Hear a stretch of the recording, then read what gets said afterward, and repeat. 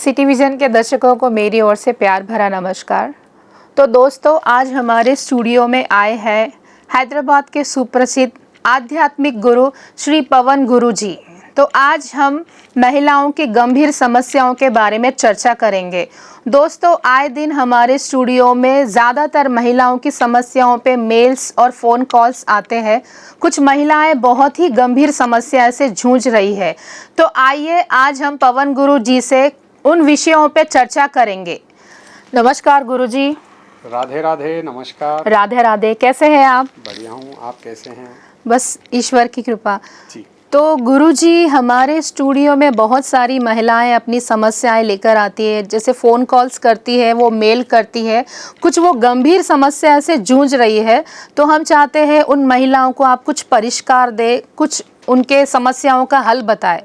तो हमें अर्चना जी ने फ़ोन करके बोला है, आजकल जो महिलाएं सोच रही है जैसे काला जादू, टोना टोटका, ब्लैक मैजिक, इन विषयों पे उनको कुछ मार्गदर्शन करेंगे आप? क्या सही में काला जादू, टोना टोटका होता है क्या गुरुजी?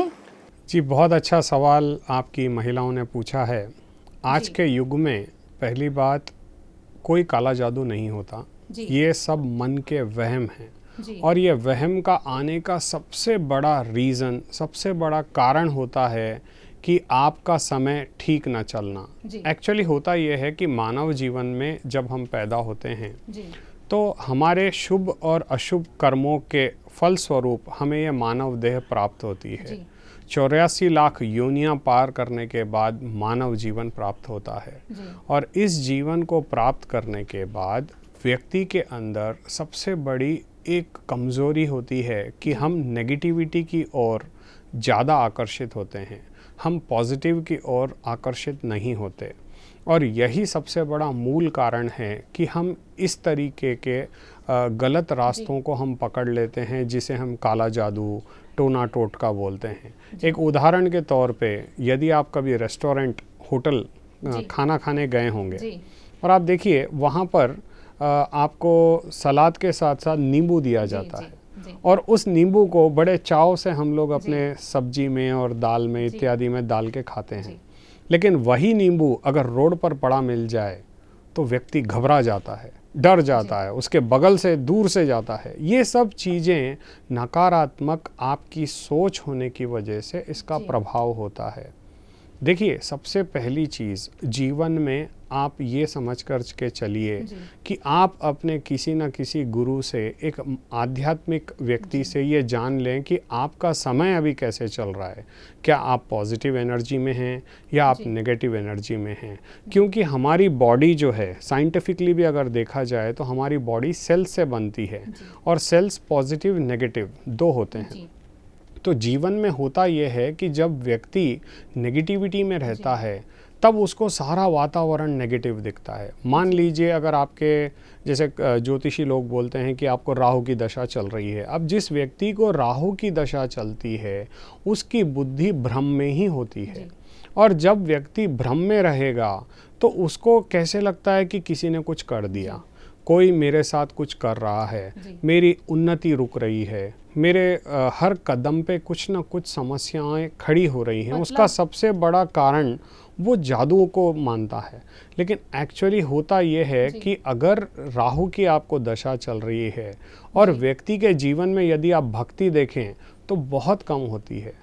आज यदि व्यक्ति भक्ति में रत हो जाए, भक्ति मार्ग का अनुसरण करे, अपने जीवन को भगवानमय बना ले, तो उस जीवन में उस व्यक्ति को भले ही उसकी ग्रह परिस्थिति ठीक ना हो, कभी उसका अहित नहीं हो सकता, उसके जीवन में कभी कोई परेशानी नहीं आ सकती। ये हमें विशेष रूप से ध्यान रखना होगा कि हम आध्यात्मिक रूप से उस परमात्मा से जुड़े रहें। क्योंकि यदि हम परमात्मा से जुड़े हैं तो हमारे जीवन में कभी कोई अपशकुन नहीं हो सकता। लोगों की जो साइकोलॉजी है आज उस पर ये नेगेटिव चीज़ें बहुत इम्पैक्ट दिखाती हैं। और यदि हम पॉजिटिव रहें और पॉजिटिव वाइब्रेशंस में रहें, पॉजिटिव ऑरा हमारे साथ रहे, तो जीवन में कभी कोई निराशा नहीं होती। तो पहली बात तो ये मन से निकाल दीजिए कि जादू वगैरह होता है। क्योंकि देखिए आज इसको प्रैक्टिस करने वाले कोई नहीं है, और हमारे शास्त्रों में स्पष्ट रूप से ये दिया गया है कि जो व्यक्ति अगर इन गलत रास्तों पे चलता है तो वो कभी सुखी नहीं रह सकता, क्योंकि जब हम किसी और के लिए खड्डा खोदते हैं तो स्वयं उस खड्डे में पहले गिरते हैं। उस व्यक्ति का कभी अहित नहीं हो सकता जो उस परमात्मा की शरण में है। तो सबसे पहले हमें अपना व्यक्तित्व बदलना होगा। हमारे घर में देखिए लोग आज के युग में सबसे बड़ी गलती ये हो रही है कि हमने पूरा भगवानों का एक बुफे टाइप एक देवालय बना लिया है घर के अंदर। हम लोग फोटो रख के पूजा तक नहीं करते, भगवान को दीप तक नहीं देते। अब आप सोचिए, घर में हमने मंदिर बना लिया, ना हमारी प्रार्थना हो रही है, ना हम पूजा कर रहे हैं, ना हमारे घर में पॉजिटिव एनर्जी है, ना हमारे घर में शंखनाद होता है, ना हम भगवान को दीपक देते हैं, ना भगवान को नैवेद्य समर्पित करते हैं, तो आपके घर में नेगेटिव वाइब्रेशन अपने आप आएंगे। आप कभी देखिए, किसी मंदिर में जाकर के देखिए, आपकी आत्मा को एक परमात्मा का सुकून प्राप्त होता है, क्योंकि वहाँ की जो ऑरा है, जिसको मैं साइंटिफिकली भी जोड़ता हूँ, क्योंकि ऑरा ही सबसे बड़ी चीज़ होती है। आप कभी स्मशान घाट जाइए, आपको हर आदमी रोता हुआ दिखाई देगा, दुख का वातावरण वहाँ मौजूद रहेगा, क्योंकि नेगेटिव ऑरा वहाँ होती है। तो व्यक्ति जाने के बाद उसको भी लगता है अगर कल के दिन मैं मर जाऊँ तो मेरा क्या होगा। जो वैराग्य उसे वहाँ उत्पन्न होता है, अगर वो इस रहती दुनिया में वैराग्य में आ जाए तो आप कभी कोई गलत मार्ग नहीं पकड़ सकते। और यदि आपको लगता है कि किसी ने कुछ कर भी दिया है तो आपको बचाने वाला परमात्मा आपके साथ नित्य निरंतर है। हमें केवल उसका स्मरण करना है। नवदा भक्ति के प्रिंसिपल्स हमें हर जगह प्राप्त होते हैं। हमारे 18 पुराण हैं, 4 वेद हैं। इन वेदों में इसके बारे में स्पष्टता दिया गया है कि यदि व्यक्ति नाम जप करता है, यानी आप परमात्मा का नाम स्मरण करते हैं, उनका नाम का जप करते हैं, केवल ओमकार का भी यदि आप उच्चारण करते हैं, तो आपके जीवन में कभी किसी भी परिस्थिति में आप सुखी ही रहोगे। कभी कोई नकारात्मक ऊर्जा आपका कुछ नहीं कर सकती। ना कोई तंत्र, ना कोई मंत्र, ना कोई यंत्र, ना कोई दुष्ट शक्ति आपका कुछ बिगाड़ पाएगी, यदि आपके ऊपर अपने परमेश्वर की कृपा है। तो आपका ये मन में से वहम निकाल दीजिए कि कोई कुछ कर रहा है। कोई भी इतना पावरफुल नहीं है। शायद आपको पता है या नहीं पता है शालीमार जी, कि जब द्वापर युग चल रहा था और भगवान श्री कृष्ण इस धराधाम को छोड़ करके जा रहे थे, तब उन्होंने ये सारी दिव्य शक्तियाँ अपने साथ ले गए। क्योंकि देखिए, पहले बात करें कि कोई भी तपस्या करता और स्वर्ग पे आक्रमण कर देता। अब स्वर्ग को जाने का रास्ता ही बंद हो चुका है, क्योंकि द्वापर के अंत में भगवान कृष्ण ने अपनी शक्तियों के साथ साथ इस नेगेटिव वातावरण को, और इसमें जो लोग, कुछ लोग पहले त्राटक विद्याएं बोलते हैं इसको, इनको करते थे, ये सारी शक्तियाँ लुप्त हो चुकी हैं। अब इन शक्तियों का इस धराधाम में, इस कलयुग में कोई वजूद नहीं है। आज का राक्षस आपके अपने मन में है। यदि आप हर किसी के साथ मित्रता से रहें, प्रेम पूर्वक आप बात करें, और आप किसी को कभी भी नीचा ना दिखाएं, ईगोइज्म में ना जाएं, तो यकीन मानिए आपसे अच्छा इस जगत में कोई नहीं हो सकता। तो सबसे पहले हमें अपनी वाणी पे संयम लाना होगा, तदुपरांत हमारे मन पर संयम लाना होगा, तदुपरांत यदि हम भक्ति मार्ग का अनुसरण करें तो जीवन में कभी आपके कोई निराशा नहीं आ सकती, ना आप कभी भटक सकते हैं, ना आपके ऊपर किसी ऊपरी हवा, नज़र इत्यादि का कोई प्रकोप हो सकता है। तो सबसे पहले आप अपने उस प्रेक्षक को ज़रूर बताइएगा कि इन तरीके की नेगेटिविटी को अपने मन से निकाल दें।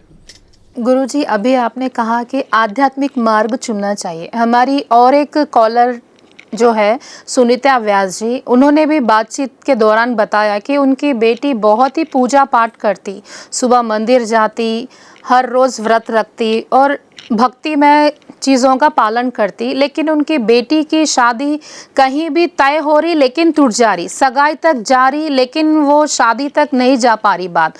तो सुनीता व्यास जी ने मुझसे कहा था कि उनकी बेटी बहुत ही आध्यात्मिक है, शाम में भजन, दिन में पूजा। उनकी बेटी की शादी नहीं होने का कारण क्या है?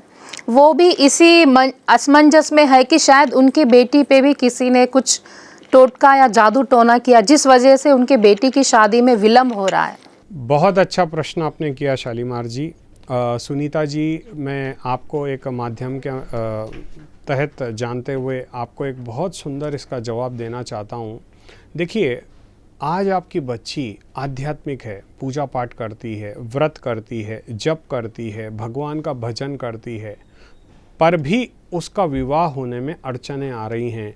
तो इसके पीछे सबसे बड़ा कारण ये होता है कि परमात्मा खुद चाहते हैं कि इसका विवाह विलंब से हो। क्योंकि कभी कभी ऐसा देखा जाता है कि व्यक्ति की जन्म पत्रिका में उसको 2 विवाह का योग होता है। तो यदि परमात्मा चाहते हैं कि जो उसका भक्त है वो दुखी रहे, तो परमात्मा को कैसे अच्छा लगेगा? परमात्मा नहीं चाहते कि मेरा भक्त दुखी हो, तो उसके जीवन में ऐसी समस्या ना आवे। तो इससे अच्छा ये है कि उस समय को वो टाल देते हैं जिसमें उसका जो 2 विवाह का योग है वो टल जाए। मान लीजिए अगर उस लड़की की आयु 23 वर्ष है और 23वें वर्ष में उसकी विवाह होने के बाद 25वें वर्ष या 24वें वर्ष में उसका डिवोर्स लिखा है, तो परमात्मा के भक्त होने पर परमात्मा उस समय जो संकट का समय होता है 23 वर्ष से 25 वर्ष तक की आयु को, वो परमात्मा की भक्ति के प्रभाव से परमात्मा उसका विवाह ही नहीं होने देते। और जब व्यक्ति का विवाह का वो घड़ी टल जाती है, तब जब उसका 25वें वर्ष में विवाह होगा तो उसका वैवाहिक जीवन बहुत अच्छा होता है। ये हमें परमात्मा की तरफ से एक कृपा मान के हमें चलना है। देखिए क्या होता है कि कभी कभी हम कुछ ऐसा चाहते हैं जो हमारे लिए अच्छा ना हो, ये केवल परमात्मा जानते हैं, और परमात्मा वही देते हैं जो हमारे अनुकूल हो। कभी कभी भक्त कुछ ऐसी चीज़ की मांग कर लेता है जो उसके लिए अच्छी ना हो, तब ऐसे में अगर परमात्मा उसे वो वर दे दें जो उसके लिए ठीक न था, तो बाद में वापस आप परमात्मा को ही कोसते हो कि परमात्मा ने अब तक शादी नहीं कराई, और अब शादी कराई भी तो ऐसे लड़के से कराई कि ये रोज़ मुझे दुख देता है, इससे अच्छा तो मैं कंवारी ही ठीक थी। तो देखिए, जीवन में क्या होता है कि केवल भक्ति करने के उपरांत भी यदि हमारा कार्य सिद्ध ना हो, तो इसमें प्रभु इच्छा मान करके हमें सब्र करना चाहिए। साथ ही साथ इसके साथ आपको और एक काम ये करना है कि आप किसी आध्यात्मिक गुरु से अवश्य मिलें। हो सके तो उस लड़की की आप जन्म पत्रिका, हस्तरेखा अवश्य बताएं, क्योंकि कभी कभी जब व्यक्ति के जीवन में तकलीफ़ें होती हैं और उसकी पत्रिका, उसकी हस्तरेखा ये हमें स्पष्ट रूप से बता देती है कि ये व्यक्ति के जीवन में किस प्रकार की समस्याएं हैं और क्यों इस व्यक्ति के जीवन में विवाह में अड़चनें आ रही हैं। ये आपकी जन्म पत्रिका या आपकी हस्तरेखा द्वारा आसानी से जाना जा सकता है। तदुपरांत आपकी बच्ची को माध्यम मानते हुए मैं आज आपके सिटी विजन चैनल के सभी दर्शकों से प्रार्थना करना चाहता हूं कि आप अपनी कन्या जब 16 वर्ष की हो जाए, कृपया ये समाधान वो सभी माता पिता नोट कर सकते हैं जो चाहते हैं कि उनकी बच्ची का जीवन बहुत ही आनंदित रहे, बहुत सुखी रहे। हर पिता के मन में ये आकांक्षा होती है कि मेरी बच्ची का जीवन आनंदित रहे। तो हर वो माँ बाप जो ये चाहते हैं कि उनकी संतान को ये सुख प्राप्त हो, तो आपको करना ये है कि 16 वर्ष की आयु से आप अपनी बिटिया को लेकर के स्वयं गौशाला जाएं, गुरुवार के दिन और रविवार के दिन। क्योंकि गुरुवार के दिन तकरीबन ये देखा जाता है कि लड़की को यदि गुरु बल ना हो या उसकी कुंडली के अंदर गुरु सही पोजीशन पे नहीं रहने से दाम्पत्य जीवन में काफ़ी कठिनाइयों का सामना लड़कियों को करना पड़ता है। साथ ही साथ सूर्यदेव, जो कि रविवार के दिन सूर्यवार है, तो सूर्यदेव के दिन यानी संडे के दिन और गुरुवार के दिन यदि कोई भी कंवारी कन्या 16 वर्ष की आयु से गौशाला जाने लग जाए और गौ माता को आप कुछ भी समर्पित कीजिए, हो सकता है कच्ची घास, पालक, केला, जो आपको श्रद्धापूर्वक अवेलेबल हो, और यथाशक्ति तथा भक्ति, कहीं ऐसा भी ना करें कि कोई आप हज़ारों रुपए का खर्च करें, जो आपसे श्रद्धा से हो पाए उतना आप अन्न ले लीजिए, या घर में आप अपने हाथ से रोटी बना लीजिए। आप ये वस्तुएं ले जाकर अपनी कन्या द्वारा प्रति गुरुवार के दिन यदि आप गौ माता को और रविवार के दिन गौ माता को समर्पित करते हैं तो उस लड़की के विवाह में कभी कोई अड़चन नहीं आती है। साथ ही साथ उसके दाम्पत्य जीवन में कभी कोई उतार चढ़ाव नहीं होगा। उसे जो वर प्राप्त होगा वो बहुत ही अच्छा, सच्चा एवं आपकी लड़की को जीवन भर वो आनंदित करे, इस तरीके का लड़का प्राप्त होता है। लेकिन इस क्रिया को 16 वर्ष की आयु से शुरू करना चाहिए, और जब तक लड़की का विवाह न हो जाए, यानी कम से कम 7-8 वर्ष तक यदि कोई कन्या इस क्रिया को करती है तो उसे न केवल एक अच्छा वर मिलेगा अपितु उसका जीवन साथी बहुत अच्छा होता है, उसके माता पिता यानी ससुराल पक्ष अच्छा प्राप्त होता है, उसको धन धान्य की वृद्धि मिलती है, उसके जीवन में आध्यात्मिक शक्ति के साथ साथ आर्थिक उन्नति भी होती है। और इसी के साथ साथ आप दुर्गा सप्तशती, ये एक पुस्तक है जो आपको कहीं भी गीता प्रेस गोरखपुर में उपलब्ध है, आप ये पुस्तक ले लीजिए। और इस पुस्तक के 12वें अध्याय, इसको बोलते हैं देवी चरित्र पठन महात्यम। इस महात्यम का यदि कोई लड़की नित्य श्रवण करती है यानी पढ़ती है इसको, तो उसका जीवन भी आनंदित रहता है। तो ये 2 क्रियाएं आप करने लग जाएं। यदि आपका विवाह हो चुका है और आप देखते हैं कि मेरी ससुराल में नहीं जमती या माता पति के साथ कोई क्लेश हैं, तो उस सूरत में भी आप ये दुर्गा सप्तशती का 12वां अध्याय का यदि पठन करते हैं तो वहाँ झगड़े कम होते हैं, उस घर में कभी कोई कमी नहीं होती और आप सदा सुहागन रहती हैं। देखिए, महिलाएं चाहती हैं कि वो सदा सुहागन रहें, जिसे हम लोग तेलुगु में बोलते हैं दीर्घ सुमंगली। तो ये दीर्घ सुमंगली वर भी आपको इस दुर्गा सप्तशती के अध्ययन से प्राप्त हो सकता है, तो इसे हमें अवश्य करना चाहिए। और एक सवाल आशुतोष राणा जी ने किया था गुरुजी कि हर अमावस पूनम को उनके बेटे की तबीयत बहुत ही ख़राब हो जाती, वो एकदम से रूम में बंद होके कुछ आवाज़ें करने लगता या कुछ मेंटली प्रिपेयर नहीं होता, खासकर अमावस पूनम को। तो आशुतोष जी का सवाल है कि क्या अमावस पूनम को खासकर कुछ ऐसे नेगेटिव चीज़ें रहती है जो उनके बच्चे पे प्रभाव डालती है? जी, बहुत अच्छा सवाल आपने पूछा है शालीमार जी। विशेषकर होता यह है कि अमावस्या और पौर्णिमा के समय पे ही ग्रहण आते हैं। आप उठा करके देखिएगा, जब जब ग्रहण आए हैं इस धरती पर, वो समय या तो पौर्णिमा रहेगी या आपको अमावस्या रहेगी। इसी के समय पर आपको ग्रहण का योग बनता है। और वैसे ही जीवन में व्यक्ति के यही योग होते हैं जब व्यक्ति आध्यात्मिक रूप से, जो व्यक्ति कमज़ोर है, उस पर ये अमावस्या पौर्णिमा को बहुत नेगेटिव इम्पैक्ट होता है। अगर यदि आप समुद्र किनारे पे रहते हो तो आप उस दिन जाकर के अमावस्या के समय समुद्र को देखिए, उसका वातावरण बिल्कुल अलग दिखेगा। और यही आप पूर्णमासी के पास यानी पौर्णिमा के पास जब आप जाके देखोगे समुद्र में, तो आपको काफ़ी हलचल मिलेगी। और ये सारी हलचल होती है आपके मन पर, और मन से दुखी होती है बुद्धि। तो बेसिक में क्या होता है कि कुछ लोग ऐसी आवाज़ें करना या नेगेटिव वे में रहना या नेगेटिव ऑरा में बिलीव करना, इन तरीक़ों में रहने से आपकी सोच पर इसका बहुत बड़ा गहरा असर होता है। ऐसे लड़के को यदि आशुतोष जी हो सके तो पौर्णिमा और अमावस्या के दिन आप कोई ना कोई मंदिर अवश्य जाएं। आप मंदिर में उस बच्चे को ले जाएं, वहाँ पे आप प्रदक्षिणा करें।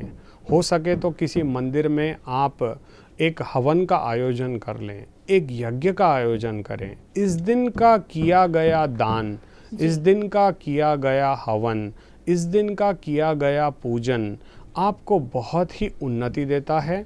और साथ ही साथ आपके लड़के के अंदर जो नेगेटिविटी है ये अवश्य ही कम होगी। इसके लिए आप और एक भी काम कर सकते हैं कि आप उसकी जन्म पत्रिका में चंद्र ग्रह की स्थिति, साथ ही साथ मंगल ग्रह की स्थिति का विशेष रूप से आप ध्यान रखिए। किसी से आप इसकी जानकारी, कोई आध्यात्मिक गुरु जो ज्योतिष का विशेष ज्ञान रखते हैं, आप उनसे सलाह लीजिए। क्योंकि व्यक्ति का यदि चंद्र मंगल वीक हो तो व्यक्ति की मानसिकता पर इसका बहुत गहरा इफेक्ट आता है। आज देखिए 90% आपको अमेरिका, न्यूजीलैंड, लंदन में आपको डिप्रेस्ड लोग ज़्यादा मिलेंगे, लेकिन इंडिया में इसका रेशियो काफ़ी कम है। कारण क्या है इस डिप्रेशन का? क्योंकि वहाँ की जो व्यक्तित्व की जो आलोचना होती है, जो विचारधारा होती है, वो पूजा में नहीं होती। पठन करता है, उसकी बॉडी में एक कवच बन जाता है और उस व्यक्ति पे कभी किसी भी प्रकार का कोई नेगेटिव एलिमेंट, कोई भी इम्पैक्ट, पहली बात तो नेगेटिव एलिमेंट कुछ होता नहीं है। अगर होता भी है तो वो उसका आपको रक्षा कवच बनेगा। नारायण कवच की दीक्षा लेकर ही देवराज इंद्र ने कई असुरों से युद्ध जीता है। तो क्यों ना आशुतोष जी भी अपनी संतान के लिए इस नारायण कवच का पठन करें। आप ये करके देखिए, आपको अवश्य ही इसका बहुत अच्छा रिजल्ट मिलेगा। फिर भी आपके मन में यदि संशय है तो आप मुझसे जुड़ सकते हैं। गुरुजी, हमारा आखिरी सवाल क्या है बोले तो, अभी एक महिला ने अपनी एक साड़ी की दुकान नई खोली, उसका देखी उनके बाजू भी और एक महिलाएं ने साड़ी की दुकान खोली, लेकिन जो पहली महिला है आज उसकी साड़ी की दुकान नहीं चल रही ज़्यादा। वजह क्या है? आज उसके बाजू जो दुकान खोली वो बहुत चल रही है, ये जो पहली दुकान है वो नहीं चल रही है, उसका बिजनेस पूरा ठप हो गया, उसको कर्जा लेना पड़ा, वो बहुत ही परेशान है। अपना घर, उसकी रोज़मर्रा जीविका चलाने में भी उसे बहुत दिक्कत हो रहा। तो उनका सवाल क्या है बोल तो, या तो उनकी दुकान को नज़र लग गई या उनका धंधा चौपट होने की वजह क्या है? बहुत अच्छा सवाल आपने पूछा है शालीमार जी। इसका देखिए सबसे बड़ा प्रमुख कारण होता है कि आपकी अपनी मानसिकता। आप अपने मन में ये निश्चय कर चुके हो कि बगल में दुकान खुल चुकी है, अब मेरा धंधा नहीं चलेगा। ये सबसे गलत मानसिकता है। उल्टा आपको पता होना चाहिए कि जितना ज़्यादा कंपटीशन होता है उतना ही कारोबार में वृद्धि होती है। तो पहले हमें अपने मन के भाव को बदलना है। तुलसीदास जी ने बहुत अच्छी बात कही कि भाव धरे जो मन में जैसा, पावत अनुभव वो ही वैसा। यदि आपकी भावना में ही दोष होगा तो आपको प्रभु कृपा वैसे ही प्राप्त होगी जैसे कि आपने सोची है। यदि आप अपने मन के व्यक्तित्व में ये ला लें कि अब बगल में भी दुकान खुल चुकी है, अब 4 लोग ज़्यादा आएंगे, उनका भी धंधा चलेगा, हमारा भी धंधा चलेगा, हमारा धंधा भी खूब फलेगा फूलेगा। क्योंकि आज तक आप अकेले मार्केटिंग करते थे, अब 2 लोग मिलकर उस एरिया के लिए मार्केटिंग करेंगे, 4 कारोबार बढ़ के आएगा। यदि ऐसी हमारी मानसिकता हो और इसके साथ साथ यदि आप आध्यात्मिक हो, क्योंकि बेसिक में क्या होता है कि कारोबार देखिए भाग्य से चलता है। यदि व्यक्ति का भाग्य उसके अनुकूल हो तो आपको कारोबार में, जॉब में, हर जगह उन्नति मिलती है। और यदि व्यक्ति का भाग्य उसके अनुकूल ना हो तो यदि वो सोने को भी हाथ लगाता है तो वो मट्टी बन जाता है। और यदि आपका भाग्य आपके अनुकूल हो तो वो मट्टी में भी हाथ डाले तो वो सोना बनता है। इसका सबसे बड़ा कारण होता है आपका भाग्य। और अगर आपके भाग्य में गलत भी हो और आप उसे सही करना चाहते हो तो आपको जुड़ना पड़ेगा भक्ति से, जैसे प्रहलाद ने की। प्रहलाद को हिरण्यकशिपु ने पहाड़ से फेंक दिया, उसे विष दिया, उसे धधकती आग में जला दिया, परंतु प्रहलाद का कुछ नहीं हुआ। कारण भक्ति। देखिए भक्ति में वो शक्ति है कि आप अपने भाग्य के अंदर भी परिवर्तन ला सकते हैं। जो व्यक्ति भक्ति की शक्ति को जागृत कर लेता है तो उसे कभी किसी भी प्रकार की कोई प्रॉब्लम नहीं आती है।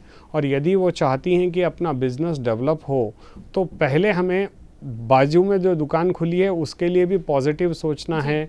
ये नहीं सोचना है कि नज़र लग गई है या मेरा धंधा ख़राब है, या हो सकता है कि देखिए कभी कभी क्या होता है कि हमारी विचारधारा ही हमारे लिए सबसे बड़ा प्रॉब्लम होती है।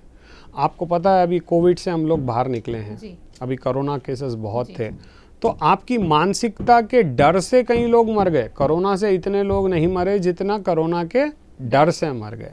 यदि आपके अंदर, और कोरोना से जो लोग ठीक होकर आए हैं आप देखिएगा उनकी मानसिकता इतनी स्ट्रांग थी, उनके मन में परमात्मा के प्रति इतना विश्वास था, उस विश्वास और उस प्रेम के, परिवार के प्रेम के बदौलत ही वो उस बीमारी से बाहर आ सके। और आज कोरोना एक नॉर्मल बीमारी की तरह है। देखिए जीवन में जितना डर रहेगा उतना हम परेशान रहेंगे। जिस दिन आपका डर खत्म हो जाएगा उस दिन परमात्मा की विशेष कृपा आपको प्राप्त होगी। सिटी विज़न के इस एपिसोड में मैं सभी दर्शकों से यही निवेदन करता हूँ कि आप अपनी भावनाओं को सकारात्मक लाएं। जितना आप पॉजिटिव फील करोगे उतना ही अच्छा रहेगा। जितना हम नेगेटिविटी में जिएंगे उतना ही हम प्रॉब्लम्स में आएंगे, क्योंकि हमारे परमात्मा को एक ही आदत है कि वो हर चीज़ को तथास्तु कहते हैं। यदि आप बोलोगे हे प्रभु मैं बहुत प्रसन्न हूँ, तो वो आपको तथास्तु बोलेंगे।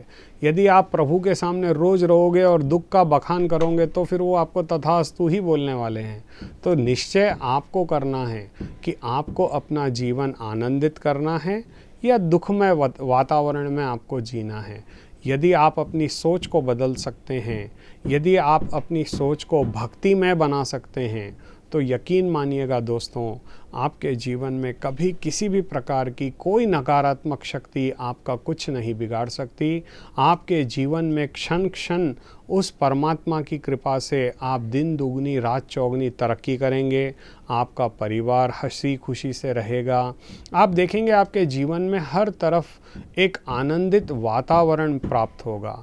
और यदि आप भक्ति में नहीं रहेंगे तो मैं तो आपसे यही बोल सकता हूँ कि आपका जीवन भी सुदामा की तरह दुख में और परेशानियों में ही जाएगा। देखिए भक्त तो सुदामा भी थे, लेकिन उनकी भक्ति में थोड़ा सा अहंकार था।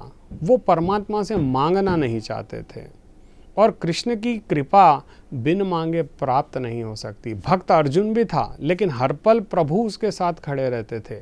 कारण क्या है दोनों की भक्ति में? अंतर क्या है? एक को प्रभु ने कांटों पर चला दिया और एक के लिए परमात्मा ने महाभारत खुद खड़े होकर करवा दी।